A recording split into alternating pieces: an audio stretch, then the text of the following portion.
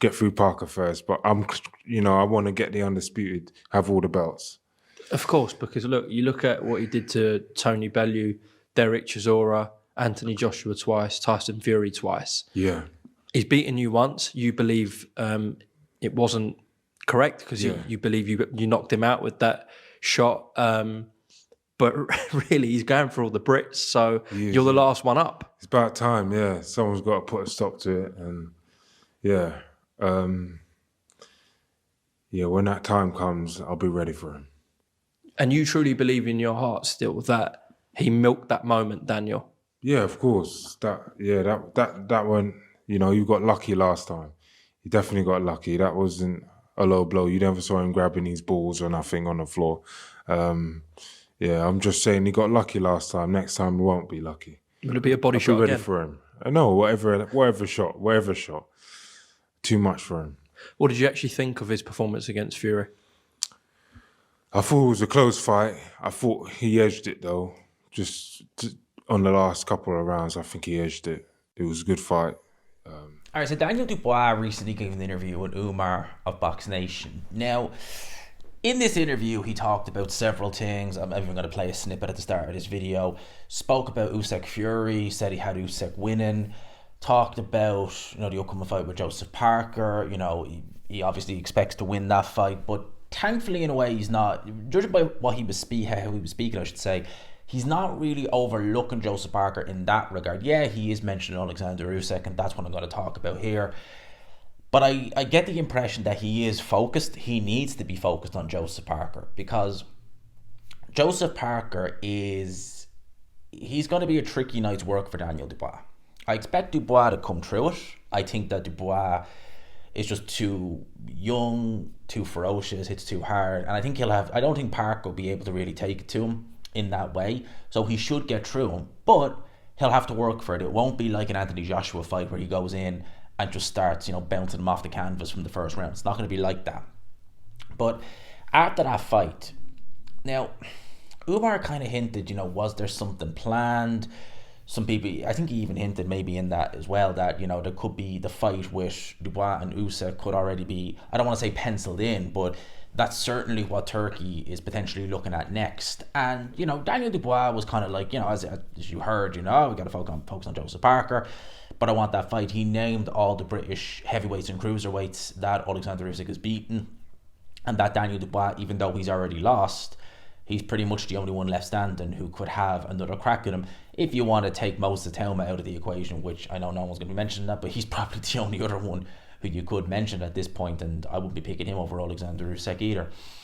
Dubois basically said that Alexander Usyk, he got lucky and that he wants this rematch. He wants it for undisputed. Now, before I go into the Alexander Usyk got lucky, which he didn't, we'll shut that down now in a minute. For me, I've said this once, I'll say it again. I think at this point now, because Alexander Usyk come next week will be 38 years old, what does he need to stick around for? He made millions upon millions upon millions. I'm talking generational wealth in his whole career, not even just over the last couple of years. There's no reason from a financial point of view to stay. You were undisputed at cruiserweight. You were undisputed at heavyweight. You are still unified champion. Is there really any reason to stick around? You've already beaten Daniel Dubois once. Why do you need to do it again? I guess you could say, if you were Alexander Usyk, well, I'll be the first heavyweight champion, undisputed heavyweight champion, twice over in the four-belt era, and that's going to take some achievement. That's going to take something. That's really going to take some doing, because I don't even think there's been a multiple champion in the three-belt era. Do you remember in the 1980s when it became 3 heavyweight titles? Mike Tyson was undisputed. He lost it to Buster Douglas. He lost it to Holyfield. Holyfield lost it to Bo. Holyfield did regain the heavyweight title, but by then Bo had vacated the WBC belt. He threw it in the trash, so it wasn't for undisputed. It was just for unification. He eventually, obviously the belts did get fragmented because he lost to Moore, who then lost to Foreman.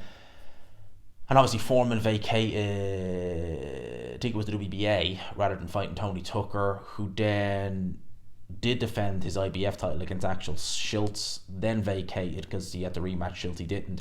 I'm going off on a tangent there if I mention it, but you get what I mean, I think Schultz fought Bota, who then fought Bota won, fought Moore then fought Holyfield again, who are already unified at this point because he already beaten Mike Tyson for the WBA. Long-winded one, right? We don't need to go into it.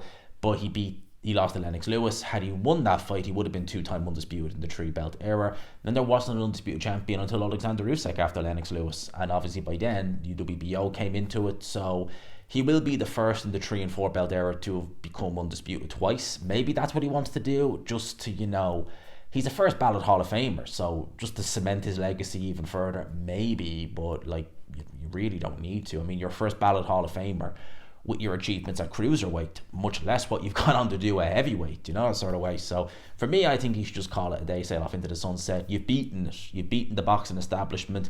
You've done it all. Olympic gold. You've completed boxing. No need to carry on. But Daniel Dubois is saying that he wants to be undisputed. He wants to rematch Usyk. He wants to right the wrong of that first fight. In his opinion, Alexander Usyk got lucky and that he milked the low blow, and Daniel Dubois quite sillily said, well, when he went down, he didn't grab for his cojones. Well, again, a low blow is not in the cojones. It's not in the nether region. The referee will have words with you before the fight. He will say anything below here is low, depending on where the fell protector is, right? It doesn't have to be in the nether region of what. It doesn't have to be down there, right?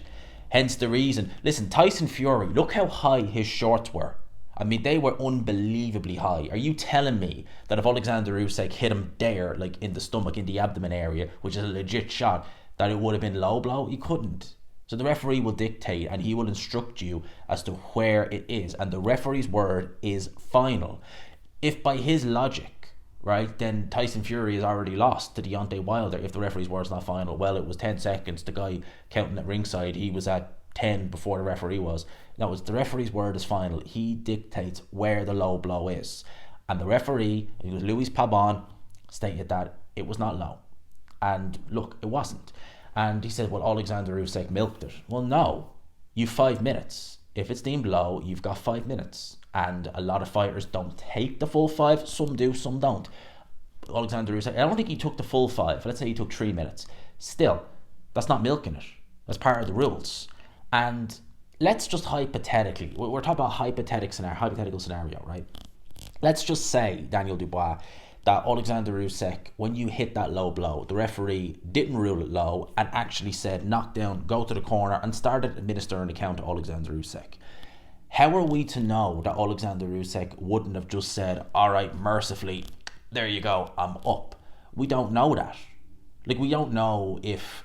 Because people say, well, he was down for longer than 10 seconds. It's like, well, one, it's not a 10-second count, it's 10 count. But second of all, if the referee's already ruled it low, he's not under any obligation to get back up. If the referee starts administering a count, how are we to know that he wouldn't have just said, right, I'm hurt, but here I am? How do we know that wouldn't have happened? And furthermore, luck had nothing to do with it. At the end of the day, Daniel Dubois in that fight, the only round he won, that you could say he won, clearly, was the 5th round. And even then, you could argue that Usyk had his moments in that round. And the only reason he won that round was because he got a low blow. He hit Alexander Usyk with a low blow. Alexander Usyk was clearly hurt by it. By the time the round carried on, he still hadn't fully recovered. So the only way he was able to win a round, really, was as a result of a foul. All the other rounds were Alexander Usyk and Alexander Usyk big. He beat Daniel Dubois to the point where Daniel Dubois wasn't hurt by a jab. I don't think he was hurt by it, but he was so mentally done at that point that he was hit with a jab, he took a knee, and he sat the count out. I'm missing the part here where Alexander Usyk got lucky. He was hit a low blow, referee ruled it a low blow, he got 5 minutes, which is standard practice, and then he came back to win the fight. Where does the luck come into this, Daniel Dubois? Please explain. And yeah, I mean, that's just the way it is. So, look, Dubois saying all the right words in regards to this fight, if he is trying to pitch and sell it.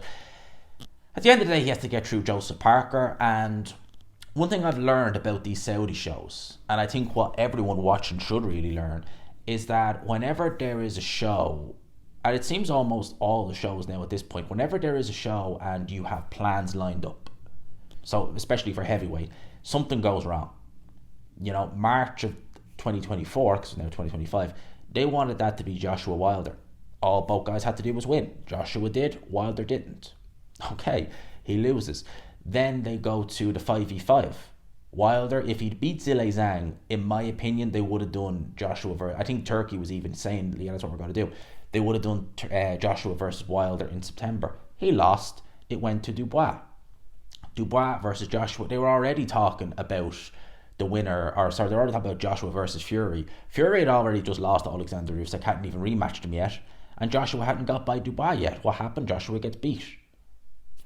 You know, they always plan ahead with these shows. Listen, in boxing, never plan ahead. You can maybe think about things and say, well, if he wins, this is what I'd like to do. And I think that was what normally went on. Whereas now it's like, all right, once he wins, it's going to be like, well, hang on a minute. He hasn't won yet. He hasn't fought yet. Let's wait and see. You never know what happens, especially in heavyweight boxing.